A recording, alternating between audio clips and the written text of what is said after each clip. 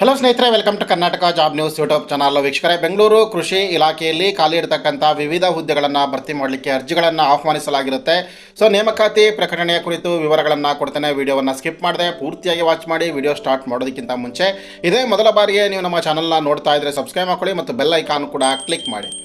ಗೆಳೆಯರೆ, ಕೃಷಿ ಇಲಾಖೆ ಜಂಟಿ ಕೃಷಿ ನಿರ್ದೇಶಕರ ಕಚೇರಿ ರಾಮನಗರ ಬೆಂಗಳೂರು ದಕ್ಷಿಣ ಜಿಲ್ಲೆಯ ವತಿಯಿಂದ ಈ ನೋಟಿಫಿಕೇಶನ್ ಹೊರಬಿದ್ದಿದೆ.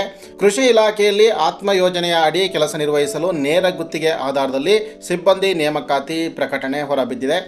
ಆತ್ಮ ಯೋಜನೆಯ ಅಡಿ ತಾಲೂಕು ತಾಂತ್ರಿಕ ವ್ಯವಸ್ಥಾಪಕರ ಹುದ್ದೆಯ ನೇರ ಗುತ್ತಿಗೆ ಆಧಾರದ ಮೇಲೆ ಸೀಮಿತ ಅವಧಿಗೆ ಅಂದರೆ 1 ವರ್ಷದ ಅವಧಿಗೆ ನೇಮಕಾತಿ ಮಾಡಿಕೊಳ್ಳೋದಕ್ಕೆ ಷರತ್ತಿಗೆ ಒಳಪಟ್ಟು ಅರ್ಜಿಗಳನ್ನು ಆಹ್ವಾನಿಸಲಾಗಿದೆ.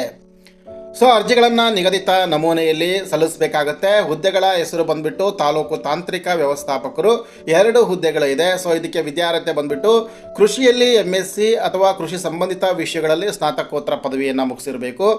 ಹಾಗೆ ಇದಕ್ಕೆ ಕನಿಷ್ಠ 2 ವರ್ಷಗಳ ಅನುಭವವನ್ನು ಸಂಬಂಧಿಸಿದ ಕ್ಷೇತ್ರದಲ್ಲಿ ಹೊಂದಿರಬೇಕಾಗುತ್ತೆ. ಆಸಕ್ತ ಅಭ್ಯರ್ಥಿಗಳು ಅರ್ಜಿಯನ್ನು ಸಲ್ಲಿಸಲಿಕ್ಕೆ ಕೊನೆಯ ದಿನಾಂಕ 10/7/2026.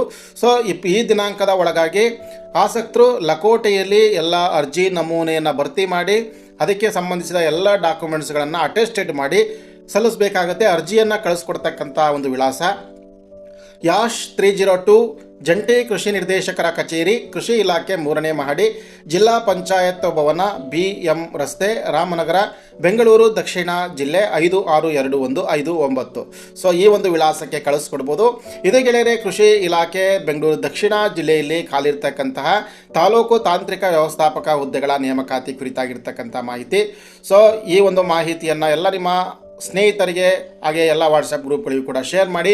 ವಿಡಿಯೋವನ್ನು ಲೈಕ್ ಮಾಡೋದನ್ನ ಮರಿಬೇಡಿ. ಇದೇ ರೀತಿಯ ಇನ್ನೊಂದು ಉದ್ಯೋಗ ಮಾಹಿತಿಯೊಂದಿಗೆ ಮುಂದಿನ ವಿಡಿಯೋದಲ್ಲಿ ಭೇಟಿ ಆಗ್ತಾನೆ. ಅಲ್ಲಿವರೆಗೂ ನಮಸ್ಕಾರ.